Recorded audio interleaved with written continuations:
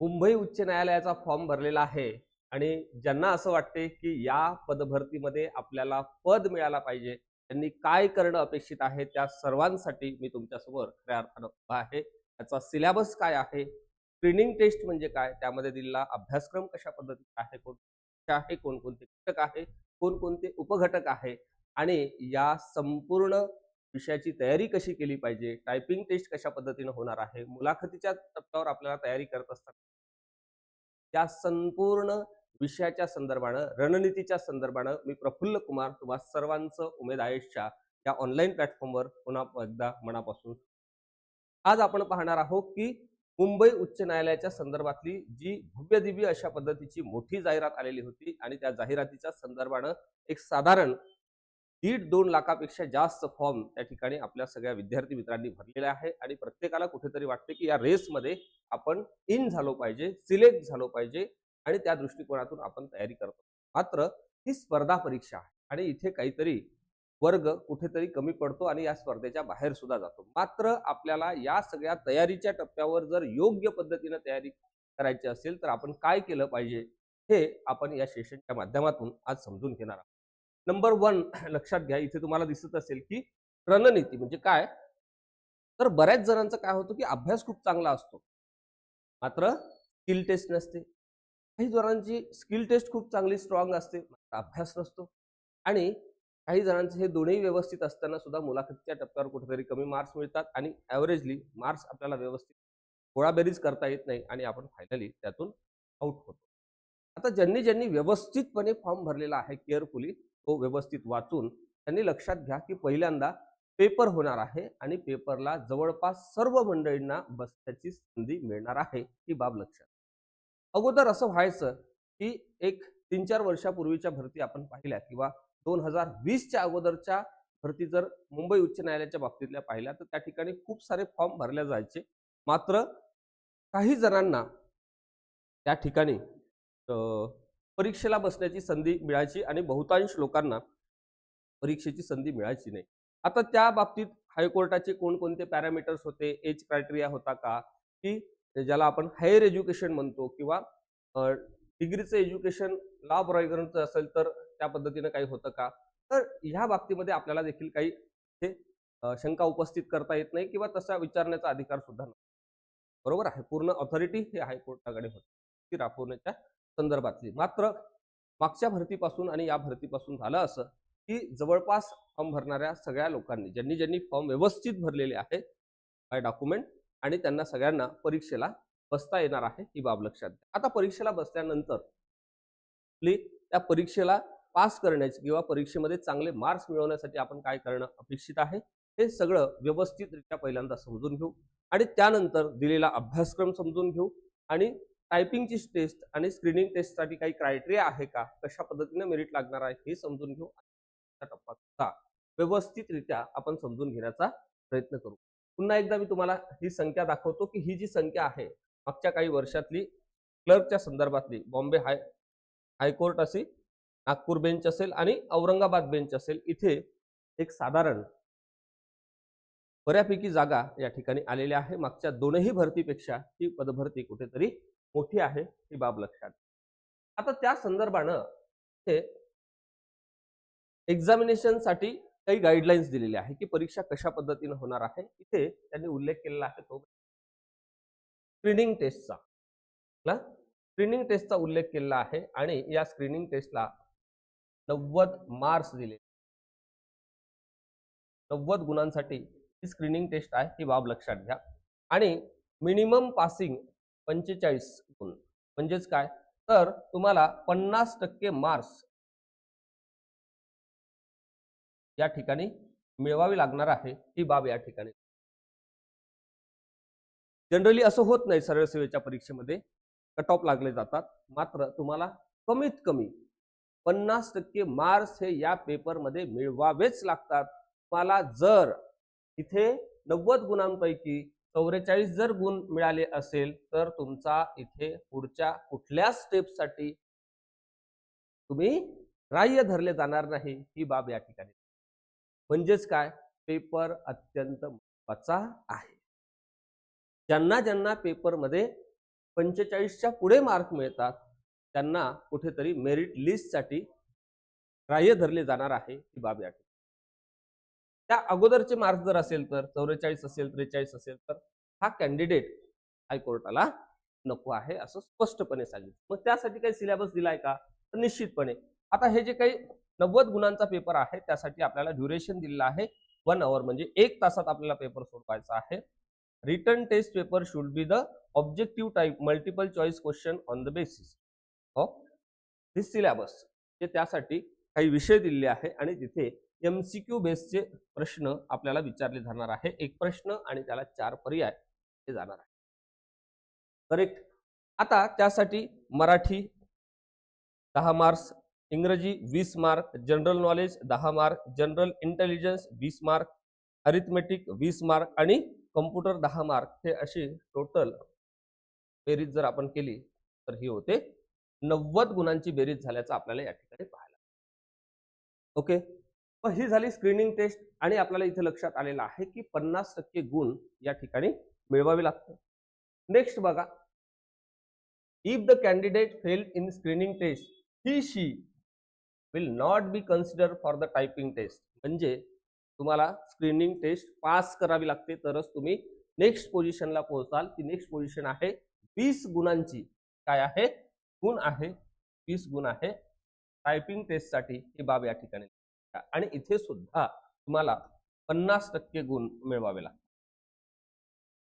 जर तुम्ही इकडे खूप मार्क्स घेऊन आले, कुठे स्क्रीनिंग टेस्ट मध्ये 90 पैकी 90 मार्क तुम्ही मिळवले आणि तुम्हाला टायपिंग टेस्ट मध्ये मिळाले 9 मिळाले, चालेल का? हायकोर्ट म्हणते चालत नाही. इकडे 90 पैकी 90 गुण मिळाले आणि इकडे 50%ला एक गुण जरी कमी पडला तरीही हायकोर्टाला कॅन्डिडेट चालत नाही. ही बाब या ठिकाणी लक्षात घ्या. म्हणून प्रत्येक टप्प्यावर व्यवस्थित अशा पद्धतीची तयारी आपल्याला करावी लागते, तर आणि तरच ही चांगल्या पोझिशनची पोस्ट आपल्याला हायकोर्टाची मिळवता येते. ही बाब लक्षात. आता इथे सांगितलेलं आहे मिनिमम पासिंग मार्क्स 10, ड्युरेशन आहे 10 मिनिट्स, म्हणजे 10 मिनिटांमध्ये तुम्हाला ह्या टायपिंगचा जो पॅसेज आहे त्यामध्ये कंटेंट असणार आहे 400 वर्डचं, म्हणजे 400 शब्द तुम्हाला त्या 10 मिनिटांमध्ये 400 वर्डचा पॅसेज त्या ठिकाणी करेक्टली काय करायचं आहे, टायपिंग करून दाखवायचं आहे. ही स्किल टेस्ट आहे. ही बाब या ठिकाणी लक्षात. If the candidate fails in typing test he will not be consider for the post of clerk. थेट सांगितलेलं आहे की जर तुम्हाला टायपिंग टेस्ट जमत नसेल तर इथे जर तुम्ही फेल झालात तर तुम्ही नेक्स्ट स्टेपला सुद्धा ग्राह्य धरले जाणार नाही. म्हणजेच काय, क्लर्क पोस्टसाठी तुम्ही एलिजिबल नाही. म्हणजे हायकोर्टात सर्वात महत्त्वाचं जर काही असेल तर काय आहे, टायपिंग टेस्ट. ज्यांची टायपिंग व्यवस्थित आहे किंवा जे लोक आता डेली व्यवस्थितरित्या प्रॅक्टिस करत आहे, की ज्यांना असं वाटते की पुढच्या 2-3-4 महिन्याच्या पिरियडमध्ये आपण खूप चांगली प्रॅक्टिस करू शकतो, त्यांनी निश्चितपणे या सगळ्या पदाच्या संदर्भाने खूप चांगला अभ्यास परीक्षेचा करा. ही बाब या ठिकाणी लक्षात घ्या. इथे दिलेला आहे मुलाखतीचा टप्पा, ज्याला आपण वायवा व्हॉइस म्हणतो, त्यासाठी गुण दिलेले आहे 40 गुण. ही बाब या ठिकाणी लक्षात घ्या. मग आता इथे मराठीमध्ये काय काय दिलेलं आहे, इंग्रजीमध्ये काय दिलं आहे, बुद्धिमत्तेमध्ये काय दिलं आहे, जनरल नॉलेजमध्ये काय दिलं आहे, कम्प्युटरमध्ये कशावर प्रश्न येणार आहे, हा सगळा घटक आपण व्यवस्थितरित्या पहिल्यांदा समजून घेण्याचा निश्चितपणे प्रयत्न करू. तत्पूर्वी याची जी काही गोळाबेरीज आहे तेही मी तुम्हाला या ठिकाणी सांगण्याचा प्रयत्न करतो. नंबर 1 हे लक्षात घ्या. आपण आता पाहिलं की स्क्रीनिंग टेस्टच्या संदर्भामध्ये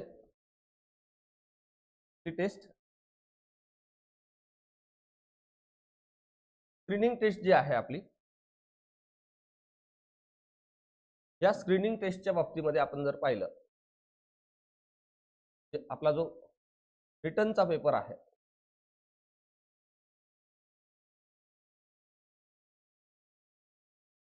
रिटनचा जो पेपर आहे तो 90 गुणांचा आहे.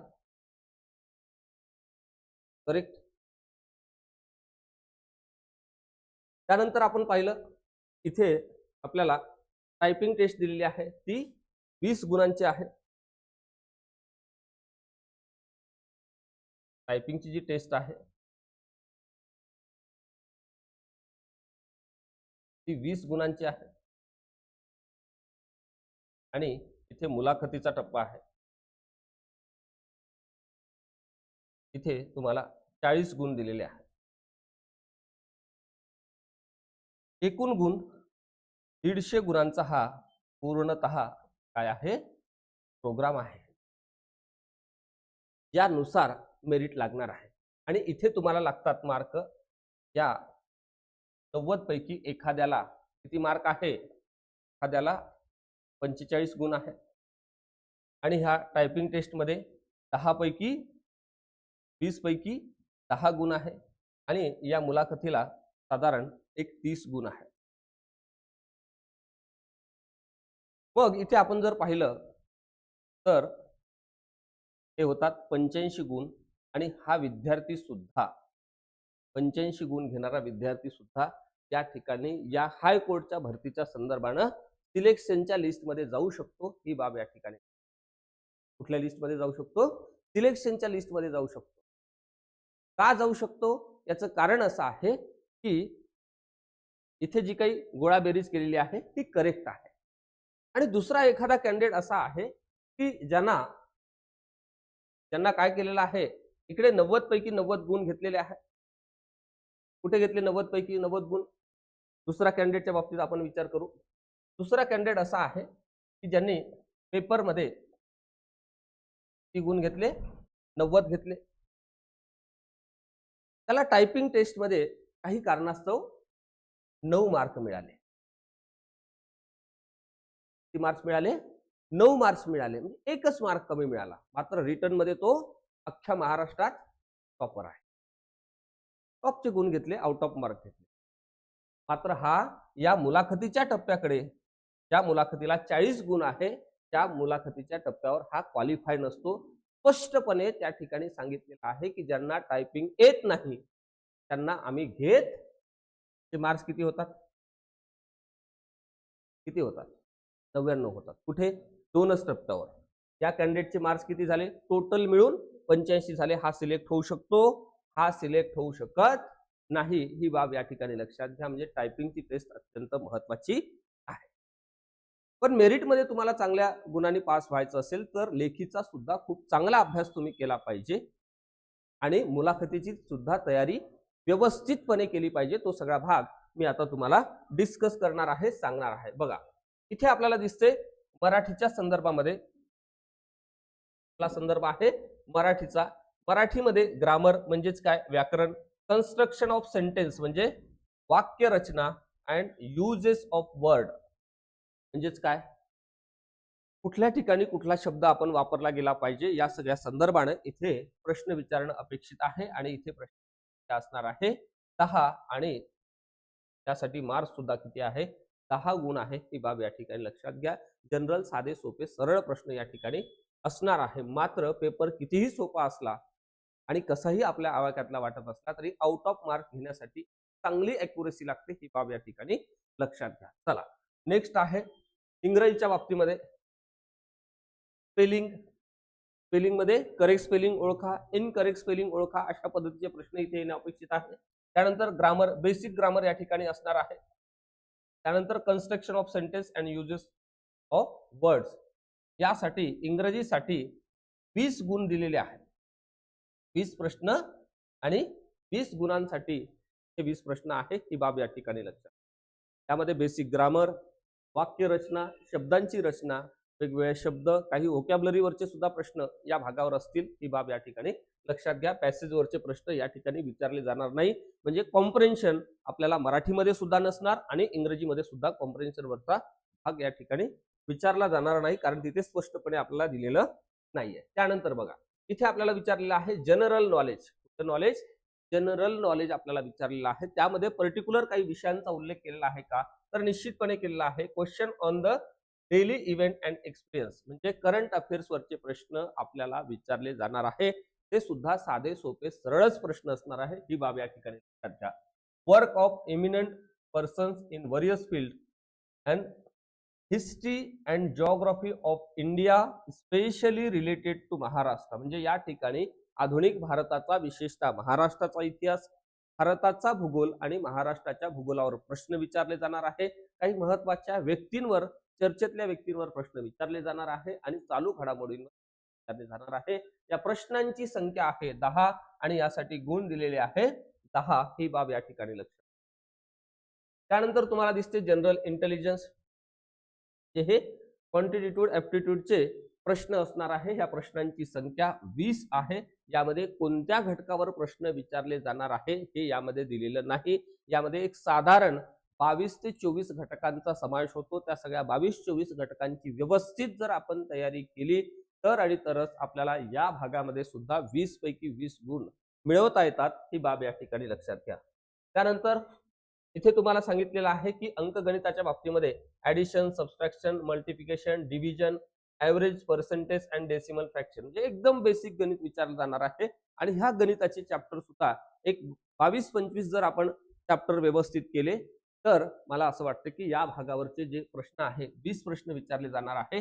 20 गुणांसाठी इथे सुद्धा तुम्हाला आउट ऑफ मार्क्स मिळवता येतात आणि तुमची स्ट्रॅटेजी, अभ्यासाचा पार्ट सुद्धा आउट ऑफ गुणांच्या संदर्भातलाच असू द्या तर आणि तरच तुम्हाला कुठेतरी इतक्या 2 लाख मुलांमधून सिलेक्ट होता येतं. ही बाब या ठिकाणी लक्षात घ्या. जरी तुम्हाला इथे 50% अट सांगितली असली तरी ती 50%ची अट पार करणे किंवा कंप्लीट करणे म्हणजे पद मिळवणे आहे का, तर निश्चितपणे नाही. त्यासाठी आपण फक्त मेरिट लिस्टसाठी ग्राह्य धरण्यात जाणार आहोत आणि मेरिटमध्ये नंतर बसण्यासाठी आपला चांगले मार्क, ज्याला आपण हायेस्ट मार्क म्हणतो, ते मिळवणं निश्चितपणे गरजेचं आहे. ही बाब लक्षात. त्यानंतरचा पार्ट आहे इथे कम्प्युटरचा. संगणकाच्या रिलेटेड सगळे बेसिक प्रश्न विचारले जाणार आहेत. काही फुल फॉर्म असतील, बरोबर आहे, संगणकाची उत्पत्ती असेल, भारताच्या बाबतीत असेल सुपर कम्प्युटर वगैरे, तर या सगळ्या संदर्भाने प्रश्न विचारले जाणार आहे. आणि संगणकाचे जे काही टूल्स आहे, पार्ट आहे, त्या संदर्भात सुद्धा प्रश्न विचारले जाणार आहे. काही प्रश्न हे ऍप्लिकेशन बेस्ड सुद्धा विचारले जाणार आहे. ही बाब या ठिकाणी लक्षात घ्या. या प्रश्नांची संख्या आहे 10 आणि यासाठी सुद्धा गुण दिलेले आहे 10. ही बाब या ठिकाणी लक्षात घ्या. म्हणजे एकंदरीत तुम्हाला लक्षात आलेलं असेल की ह्या परीक्षेची तयारी करत असताना जरी आपल्याला विचारलेलं आहे की 50% वर आपण क्वालिफाय होतो, मात्र जास्त मार्क मिळवणं गरजेचं आहे. बघा आता मी तुम्हाला सांगतो, एक कॅन्डिडेट असा आहे की ज्याला लेखी परीक्षेमध्ये, हा कॅन्डिडेट नंबर 1 आहे आणि इकडे आहे कॅन्डिडेट नंबर 2. कॅन्डिडेट नंबर 2 लेखी परीक्षेमध्ये ह्या नंबर 1 कॅन्डिडेटला किती मार्क्स मिळाले? 90 पैकी 50%, म्हणजे किती मार्क्स मिळायला पाहिजे? एक साधारण 45 मार्क मिळवणं अपेक्षित आहे आणि याला 50 गुण मिळालेले आहे. ठीक आहे. कॅन्डिडेट नंबर 2 आहे, यांनी लेखी परीक्षेमध्ये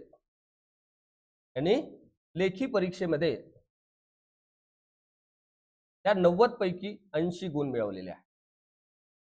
थोडा कसा आहे? हुशार आहे, व्यवस्थित अभ्यास केलेला आहे, व्यवस्थित रिव्हिजन केलेली आहे, चुका कमी केलेल्या आहे, प्रॅक्टिस भरपूर केलेली आहे आणि गुण मिळवलेले आहे 80. किती पैकी? 90 पैकी. चला, इकडे आहे टायपिंग टेस्ट.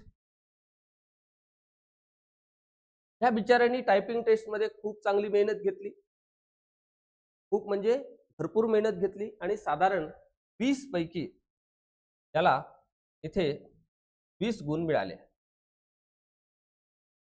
1 नंबरचा जो कॅन्डिडेट आहे त्याला, आणि हा जो 2 नंबरचा कॅन्डिडेट आहे त्याला टायपिंग टेस्ट मध्ये थोडी गती कमी होती, त्यामुळे काठावर पास झाला. म्हणजे काय झालं? 10 गुण मिळाले. क्वालिफाय 20 पैकी किती पाहिजे? 10 पाहिजे. बिचारा कसा तरी, लक स्ट्रॉंग होतं, मेहनत कमी पडली, प्रॅक्टिस व्यवस्थित नव्हती, मात्र क्वालिफाय झाला. पुढे इकडे आहे इंटरव्ह्यूच्या बाबतीमध्ये, हा सुद्धा इंटरव्ह्यूला क्वालिफाय आहे आणि हा सुद्धा इंटरव्ह्यूला क्वालिफाय आहे.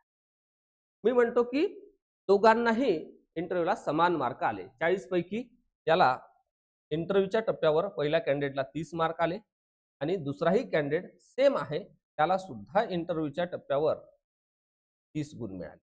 आता करा बेरीज. पहिल्याची बेरीज होते सांगा. 5 आणि 3 8 आणि 2 10. 100 गुण पहिल्याला मिळाले. किती पैकी गुण आहे हे? एकूण गुण आहे 150. हे आहे एकूण गुण. दुसरा कॅन्डिडेट आहे, त्याची बेरीज झालेली आहे 120 गुण आणि हे आहे एकूण गुण. किती पैकी? 150 पैकी 120 आणि हा 150 पैकी 100. बरोबर आहे. आता हायकोर्टाला एकच पद भरायचं आहे. पद किती भरायचं आहे? एकच पद भरायचं आहे. तर आता तुम्हीच सांगाल या 2 कॅन्डिडेट पैकी कोणाला हायकोर्ट? बरोबर आहे. याला म्हणतो आपण मेरिट बेसवर निवडणे. त्याला काय म्हणतो? मेरिट बेसवर निवडणे. हायकोर्टाने सांगितलेलं आहे की टायपिंग मध्ये खूप चांगले मार्क्स तुम्हाला लागतात. म्हणजेच काय, तर टायपिंग तुम्हाला पास करावी लागते किमान. याने ती पास केली, त्याची टायपिंग खूप चांगली आहे. तुलनेनं याच्या गतीपेक्षा याची गती दुपटीने आहे. बरोबर आहे. हायकोर्टामध्ये काम करण्यासाठी हा जास्त पात्र आहे किंवा खूप चांगल्या पद्धतीने काम करेल. मात्र हा निवडला गेला का? जाहिरातीमध्ये ज्या बाबी सांगितलेल्या आहेत त्या बाबींचा आधार घेऊन ही संपूर्ण निवड प्रक्रिया राबवली जाते. ही बाब या ठिकाणी लक्षात घ्या. जाहिरातीमध्ये सांगितलं आहे की लेखी परीक्षेमध्ये 50% वर मार्क्स पाहिजे, दोघांनाही आहे. टायपिंग टेस्टमध्ये किमान 50% मार्क लागतात, याला आहे. आणि 1 नंबरच्या कॅन्डिडेटला आउट ऑफ मार्क्स आहे. आणि इंटरव्ह्यूला एक त्या ठिकाणी ॲव्हरेज मार्क लागतात. तर ह्या दोघांनाही ॲव्हरेज मार्क आहे. निवड कोणाची झाली? 2 नंबरच्या कॅन्डिडेटची झाली. याची टायपिंग आउट ऑफ असून सुद्धा याची निवड झाली नाही. याचं कारण काय? त्याला लेखी परीक्षेत मार्क्स कमी होते. म्हणजेच लेखी परीक्षेचं महत्व सुद्धा खूप जास्त आहे. याचं कारण असं, तुम्ही पेपर झाल्यानंतर मला सांगाल की सरांनी बरोबर सांगितलं का? याचं कारण असं की इथे जी संख्या आहे ना, काय आहे? संख्या आहे ही 2 लाख आहे. कशाची संख्या? अर्जांची संख्या. म्हणजेच कॉम्पिटिशन लेवल का लेवलमध्ये आहे. प्रत्येक जण धडपडतो की मला लेखी परीक्षेमध्ये जास्त मार्क आले पाहिजे, माझी टायपिंग टेस्ट क्लिअर झाली पाहिजे आणि मला इंटरव्ह्यूला जे काही बेसिक प्रश्न विचारले जाणार आहे, एज्युकेशनच्या बाबतीमध्ये, ज्युडिशियरीच्या बाबतीमध्ये, जिल्ह्याच्या बाबतीमध्ये, चालू घडामोडीच्या बाबतीमध्ये, राज्याच्या प्रश्नांच्या संदर्भाने, राज्याच्या समस्या काय, उपाययोजना काय, शासनाची अलीकडची ध्येय धोरणं काय आहे, नवीन टेक्नॉलॉजीचा वापर हायकोर्टामध्ये कशा पद्धतीने सुरू आहे, या सगळ्या संदर्भाने जे काही प्रश्न बेसिकली इंटरव्ह्यूच्या टप्प्यावर विचारले जाणार आहेत, त्या सगळ्या संदर्भाने व्यवस्थित तयारी ज्यांना करायची आहे प्रत्येक टप्प्यावर, म्हणजे तुमची टायपिंग टेस्ट असेल, मुलाखतीची तयारी असेल, लेखी परीक्षेची तयारी असेल, त्यांच्यासाठी आपण ही बॅच ऑलरेडी सुरू केलेली आहे. ही बॅच सुरू आहे आणि काही एक वर्ग असा आहे की जो या बॅचचा पूर्णतः लाभ घेतो आहे आणि त्यांच्याही विचारल्यानंतर खऱ्या अर्थानं हा जो व्हिडिओ आहे मी तुमच्यासाठी बनवत आहे ही बाब या ठिकाणी. आता ही जी आपली बॅच आहे, ही बॅच एकदम रिझल्ट ओरिएंटेड अशा पद्धतीच्या प्रोग्रामनी सेट केलेली आहे. ही बाब या ठिकाणी. ही बॅच म्हणजेच अर्थात एक पूर्ण प्रोग्राम आहे हा. यामध्ये पूर्ण तुमचा लेखीचा सिलेबस शिकवला जाईल. टायपिंग टेस्टच्या सूचना सुद्धा त्या ठिकाणी तुम्हाला दिल्या जातील. कशा पद्धतीने आपण ते करणं अपेक्षित आहे आणि टायपिंग, मुलाखत आणि सोबतच लेखी परीक्षेची एकत्रित तयारी करून घेण्यासाठी बॅच आपली आहे. ही बाब या ठिकाणी लक्षात घ्या. आणि अशी संपूर्ण कॉम्प्रिहेन्सिव्ह बॅच मला तरी वाटते की फार कमी लोकांकडे ही असेल आणि निश्चितपणे याचा सकारात्मक विचार करा. आणि ही जी काही पदभरती आलेली आहे, म्हणजे 2019 नंतर हायकोर्टाची मोठी भरती तुमच्यासाठी आलेली आहे आणि त्याचा फायदा घ्या आणि लवकरच हायकोर्टामध्ये सिलेक्ट व्हा. आता ह्या बॅचच्या माध्यमातून आपण काय काय प्रोग्राम रन करतो ते मी तुम्हाला एक थोडक्यात सांगतो. इथे तुम्हाला काही व्हिडिओ लेक्चर्स असतील की ज्यामध्ये तुमच्या कन्सेप्ट ह्या क्लिअर होतील.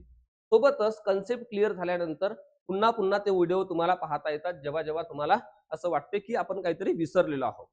सोबतच ह्या लेक्चरमध्ये जेवढे काही सगळे भाग आपण घेतोय किंवा कव्हर करतोय त्याच्या सगळ्या पीडीएफ नोट्स तुम्हाला शॉर्ट स्वरूपामध्ये मिळालेली असेल. याचं कारण असं की त्याची रिव्हिजन तुम्ही जास्तीत जास्त वेळा करावी. सोबतच रिव्हिजन झाल्यानंतर जो प्रत्यक्ष आपण पेपर सोडवणार आहोत त्या पद्धतीचे सगळे टेस्ट आपण डिझाईन केलेले आहे आणि ते टेस्ट सुद्धा तुमच्याकडून आपण सॉल्व्ह करून घेणार आहोत. आणि टेस्ट सॉल्व्ह केल्यानंतर आपल्याला काही प्रश्नांची उत्तरं देता येणार आहे आणि काही प्रश्नांची उत्तरं काही कारणास्तव आपण चुकवतो. 1 तर सिली मिस्टेक, 2 घाई करतो, 3 प्रश्न व्यवस्थित वाचत नाही, 4 कंटेंट रिव्हिजन होत नाही, 5 आठवत नाही. असे काहीतरी विविध कारण आपले या सगळ्या टेस्ट सिरीज नंतर असणार आहे. ही बाब या ठिकाणी लक्षात घ्या, कारण टेस्ट सिरीजचा रोल सुद्धा अत्यंत महत्वाचा आहे या संपूर्ण प्रवासामध्ये. मग त्यामध्ये मार्क्स वाढवण्यासाठी आपण पर्सनली त्या ठिकाणी प्रत्येक कॅन्डिडेटला टार्गेट करून लक्ष घालणार आहोत. ही बाब या ठिकाणी की प्रश्न कुठे चुकतो, का चुकला, आपल्या सिलेबसमध्ये तो कव्हर झाला नाही का, व्हिडिओमध्ये कव्हर झाला नाही का, पीडीएफ मध्ये कव्हर झाला नाही का, बस सगळ्या ठिकाणी प्रश्न कव्हर झाला मात्र प्रश्न चुकतो, याचं कारण काय हे सुद्धा आपण ह्या मेंटरशिपच्या माध्यमातून समजून घेणार आहोत. ही बाब या ठिकाणी लक्षात घ्या. आणि आपण झूम मीटिंग थ्रू आपले डाऊट सुद्धा क्लिअर करणार आहोत. म्हणजे महाराष्ट्रात तुम्ही कुठेही असाल तिथून तुम्हाला ही बॅच करता येणार आहे. आणि जर तुम्हाला असं वाटत असेल की आपण येणाऱ्या हायकोर्टाच्या ह्या परीक्षेमध्ये खूप चांगले मार्क मिळवावे आणि चांगले मार्क मिळवून हायकोर्टात आपण भरती व्हावं ह्या 2026 मध्ये, तर त्यांनी निश्चितपणे सकारात्मक या बॅचच्या बाबतीमध्ये विचार करा. ही बाब या ठिकाणी लक्षात. 5वा टप्पा आहे इथे, तो म्हणजे मुलाखतीच्या तयारीच्या संदर्भातल्या अनेक विद्यार्थी मित्रांना मुलाखतीच्या मार्गदर्शनाच्या संदर्भात ज्या वेळेस मी संवाद साधतो त्यावेळेस एक कुठेतरी आपल्या पर्सनॅलिटीमध्ये काहीतरी बाबी राहून गेलेल्या आहे, ह्या मला प्रकर्षाने जाणवतात. एक व्यक्ती म्हणून, एक पर्सनॅलिटी म्हणून, एक शासनामध्ये एंटर करणारा पर्सन म्हणून आपल्याकडे कोणत्या क्वालिटीज लागतात किंवा कोणकोणत्या बाबी असायला पाहिजे, आपण किती अलर्ट अँड अटेंटिव्ह राहून त्या ठिकाणी उत्तर देणं अपेक्षित आहे, त्याची संपूर्ण तयारी आपल्या मॉडेलच्या माध्यमातून आपण करून घेणार आहोत. ही बाब या ठिकाणी लक्षात घ्या. त्यानंतर आता हा जो काही प्रोग्राम आपण पाहिलेला आहे आणि हा जो काही सिलेबस आपण डिकोड करून पाहिलेला आहे, त्यामध्ये जेवढ्या काही घटक उपघटकांचा समावेश आहे आणि त्यानुसार या बॅचमध्ये संपूर्ण प्रोग्राम हा सध्या रन होतो आहे. ज्यांना ज्यांना असं वाटते की या सगळ्या संदर्भामध्ये अजूनही काही प्रश्न अनुत्तरित आहे, त्यांच्यासाठी 2 संपर्क क्रमांक दिलेला आहे. ते फोन करा, मेसेज करा किंवा टेलिग्राम करा आणि आपले जे काही प्रश्न आहेत ते क्लिअर करून घ्या. अशाच पद्धतीच्या आपल्या नवीन अपडेटसाठी, तुमच्या परीक्षाभिमुख व्हिडिओसाठी आपल्या यूट्यूब चॅनलला सबस्क्राईब करायला नक्की विसरू नका. याच्या खाली, या व्हिडिओच्या खाली डिस्क्रिप्शन बॉक्समध्ये आपलं टेलिग्राम चॅनल सुद्धा दिलेलं आहे, तेही जॉईन करा. या ठिकाणी फ्री कंटेंट, वेगवेगळ्या जाहिराती, वेगवेगळ्या अपडेट आपण त्या ठिकाणी देत असतो. आजच्या ह्या विशेष सत्रात मी इथेच थांबतो. लवकरच भेटू नव्या घटकामध्ये. तोपर्यंत खूप खूप धन्यवाद.